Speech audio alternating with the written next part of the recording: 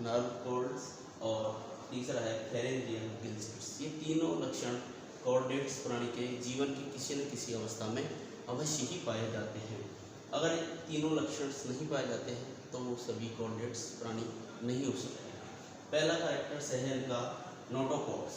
नोटोकॉर्ड्स की उत्पत्ति मेसोडर्म से हुई थी और इसकी उत्पत्ति मेसोडर्म से हुई थी। यह मध्य पृष्ठीय रेखा में फैली रहती है।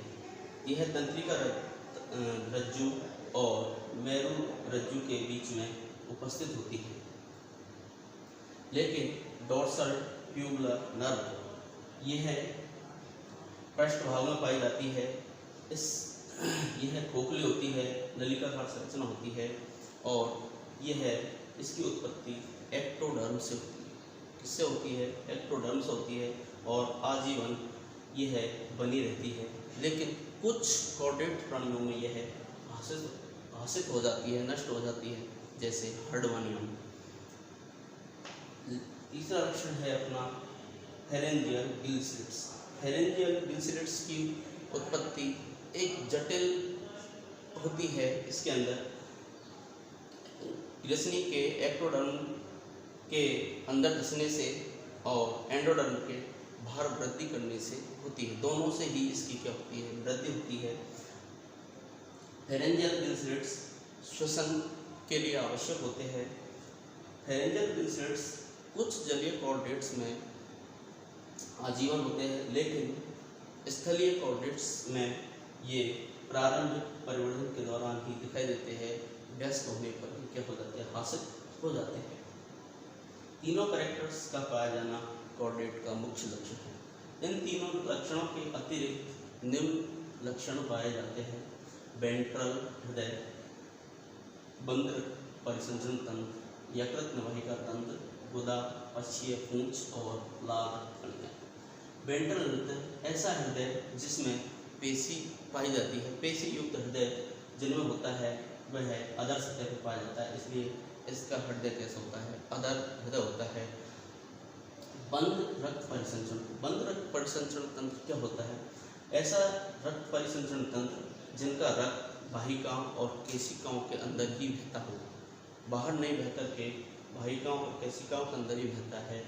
ऐसे रक्त परिसंचरण तंत्र को बंद रक्त परिसंचरण तंत्र कहते हैं, जो कॉर्डेट का मुख्य लक्षण होता है। यकृत नवाहिका तंत्र। यकृत नवाहिका तंत्र कॉर्डेट्स प्राणियों में पाया जाता है। यकृत नवाहिका तंत्र क्या है? यकृत नवाहिका ऐसा तंत्र जो हर नाल से सिराएं रक्त को हृदय में न ले जाकर के सीधे ही किसमें ले जाती है? यकृत में ले जाती है। हृदय में ले जाकर यकृत में ले जाने वाली सिरा होती है, वो सीधा यकृत में ले जाती है। इस प्रकार कॉर्डेट्स में यकृत नवाहिका तंत्र का निर्माण हो जाता है। गुदा, पक्षीय पूंछ। कॉर्डेट प्राणियों के शरीर के अंतिम सेकंड भाग में पूंछ के रूप में पाया जाता है, जिसमें एक खंड पहले गुदा पाई जाती है। लाल रक्त कणिका। कॉर्डेट प्राणियों का रक्त लाल होता है, जो कि हीमोग्लोबिन के कारण होता है। सभी कॉर्डेट प्राणियों का रक्त लाल होता है हीमोग्लोबिन के कारण। ये सभी कैरेक्टर्स किसके हैं? कॉर्डेट्स प्राणियों के।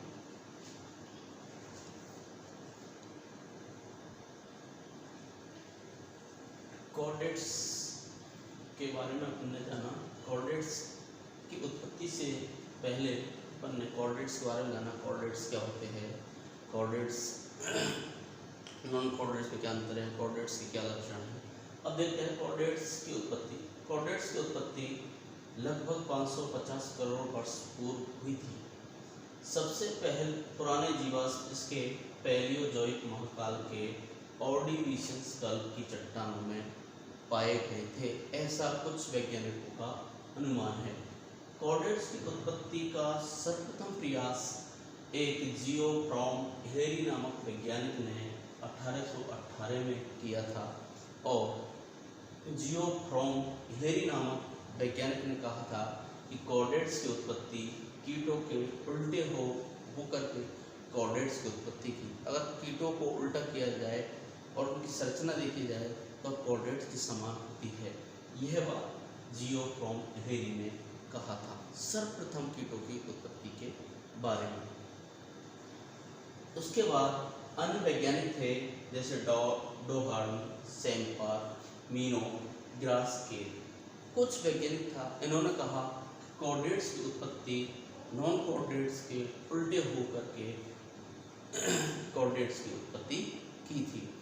अलग अलग वैज्ञानिकों के अलग अलग मत थे, क्योंकि सबके मत अलग अलग थे। कॉर्डेट्स की उत्पत्ति के बारे में अनेक मत दिए गए थे, लेकिन सबसे पहले कीटों की कॉर्डेट्स की उत्पत्ति से पहले देखिए, सबसे सरलतम जीव अमीबा से लेकर के सबसे विकसित जीव मनुष्य की उत्पत्ति सभी के प्रमाण है, लेकिन कॉर्डेट्स की उत्पत्ति के अभी कोई प्रमाण नहीं है, रहस्य में बनी हुई है, इसलिए अलग अलग वैज्ञानिकों के अलग अलग मत है। कॉर्डेट्स की उत्पत्ति के बारे में अनेक मत दिए गए थे। पहला था सिलेंट्रॉन परिकल्पना, नेमटीन परिकल्पना, एनालिड परिकल्पना और इकाइनोडेट डर्मिटा परिकल्पना और नियोटिनस परिकल्पना। लास्ट थी कॉर्डेट्स की उत्पत्ति की आधुनिक परिकल्पना, जो थेरेस और थेरेनटन की परिकल्पना थी, जो सर्वाधिक मान्य थी।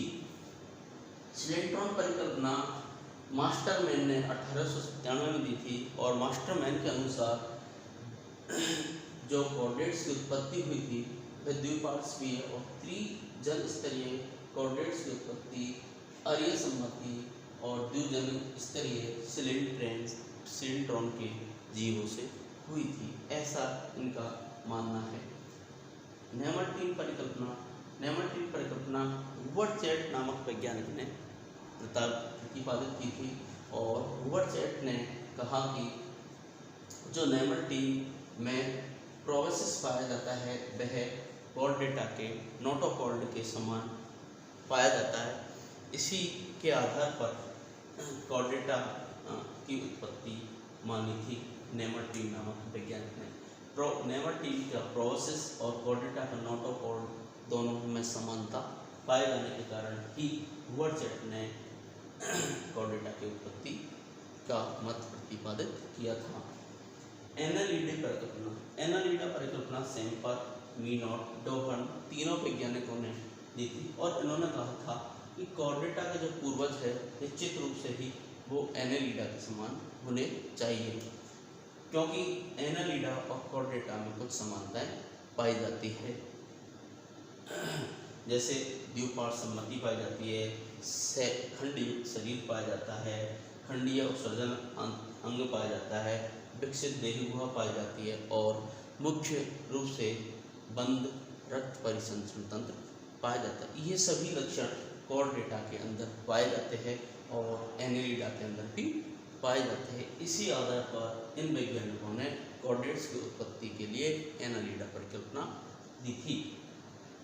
इकाइनोडर्मिटा परिकल्पना, कुछ लोगों का मत है कि कॉर्डेटा के पूर्वज निश्चित रूप से इकाइनोडर्मिटा के पूर्वजों से हुई थी, क्योंकि इकाइनोडर्मिटा के जो भ्रूणीय परिवर्तन होता है उसमें इकाइनोडर्मिटा और हेमिकॉर्डेटा के लार्वा में काफ़ी समानता देखने को मिलती है। हेमिकॉर्डेटा का टॉर्नेरिया लार्वा और इकाइनोडर्मिटा का बाइफिनेरिया लार्वा इतने समान होते हैं, इतनी समानता पाई जाती है कि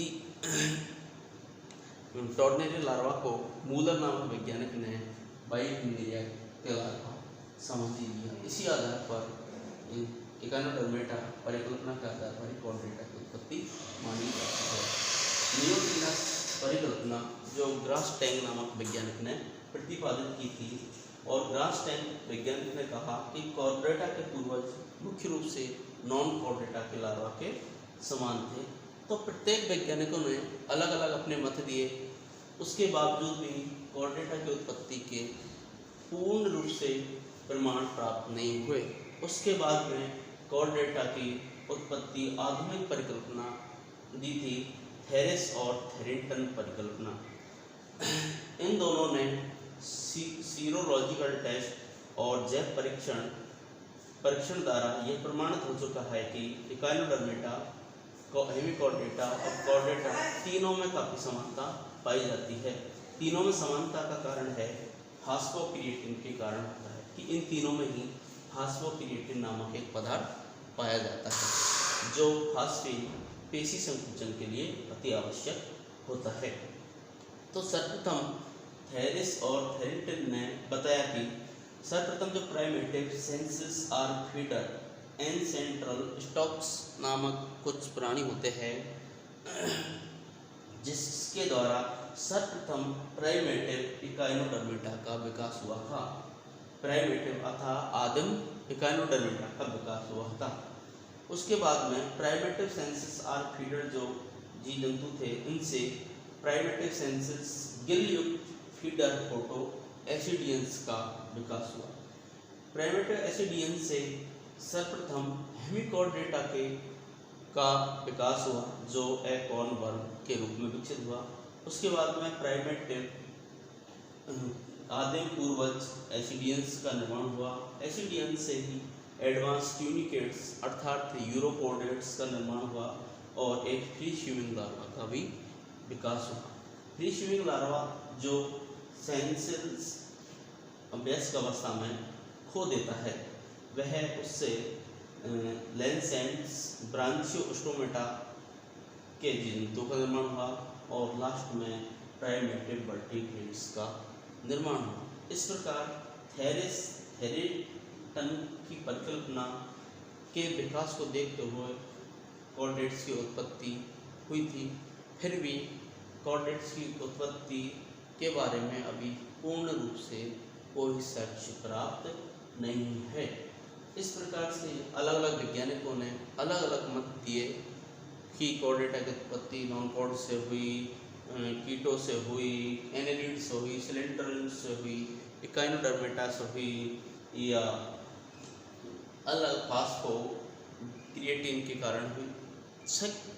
अभी भी पूर्ण रूप से इस पर किसी का साहित्य मत नहीं है। इस प्रकार से अपन ने देखा कॉर्डेट्स क्या होते हैं, नॉन कॉर्डेट्स क्या होते हैं, कॉर्डेट्स के क्या कैरेक्टर्स होते हैं, कॉर्डेट्स में क्या क्या लक्षण होते हैं, कॉर्डेट की उत्पत्ति की कौन कौन सी परिकल्पना होती है। इन सभी उत्पत्ति या परिकल्पनाओं के आधार पर आपने समझा कॉर्डेट्स की उत्पत्ति क्या होती है। Thank you.